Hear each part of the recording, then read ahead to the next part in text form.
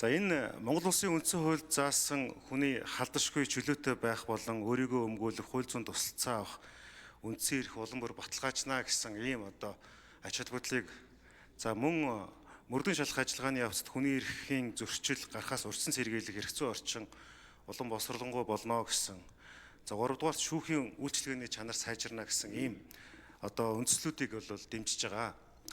Гэхдээ бодит нэг нөхцөл байдлыг хэлмээр байна. Юу гэхээр биднэрт бол энэ цаасан дээр хуулиуд хангалттай байгаад байгаа маа. Наад зах нь үндсэн хуулийн дээрээ хүний халдшгүй байдлын маш тодорхой зүйл залтууд байгаад байгаа. Улсын хурал нэг талаасаа хууль боловсруулж баталгаас гадна түүний хэрэгжилтэнд хяналт тавьдаг байх ёстой гэж үзэж байгаа.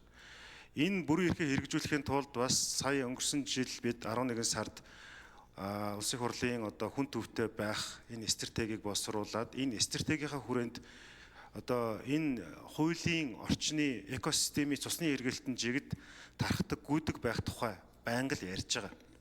Тэгээ энэ тохиолдолд нэг том асуудал байгаад байгаа нь хэрэгжүүлэлтийн асуудал байгаад байгаа.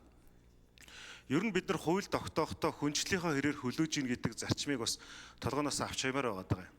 Өөрөөр хэлбэл бодит нөхцөл байдалд тааруулж хууль батлах гэхээсээ илүүтэйгээр ямар тохиолдолд хүний эрхийг хангах ёстой бөгөөд тэр хүрээнд тухайн хуулийг имплементашн буюу хэрэгжүүлэлтийг яаж хангах вэ гэдэг дээр бид нар маш их ач холбогдол өгдөг байх ёстой.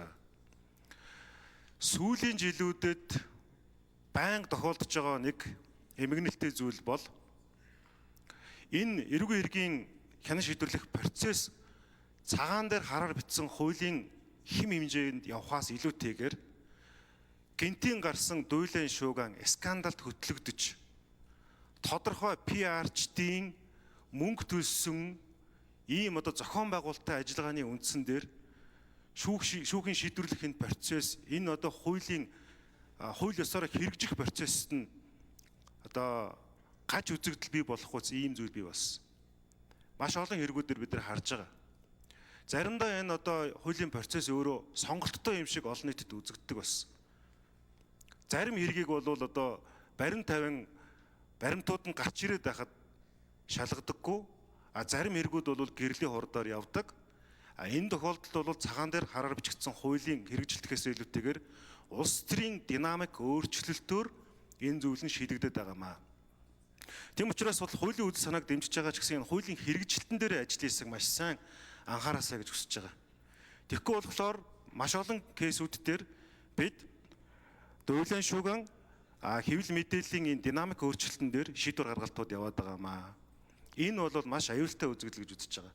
Алхамаар сөмөөр эрх зүй төрийнхөө үнэт зүйл зарчмыг гээгдүүлж байгаа. Сүүлдээ түүндээ дасал болж байгаа. Сүүлдээ түүндээ итгэл үнэмшилтэй болж байгаа. Сүүлдээ түүнээ хуулийг давсан хувь хүний үзэл субъектив хандлагыг бид нар тоохоо болж эхэлж байгаа. Ийм аимшигтай үзэгдэл болж байгаа. Тийм учраас хуулийн сайд энэ төслийг оруулж ирж байгаа хүмүүс хуулийн хэрэгжилт яг энэ цаасан дээр байгаа энэ идеологион бодит амьдрал дээр хэм хэмжээ болох дээр анхаараарай гэж захиж хэлье. Баярлалаа. За Баатар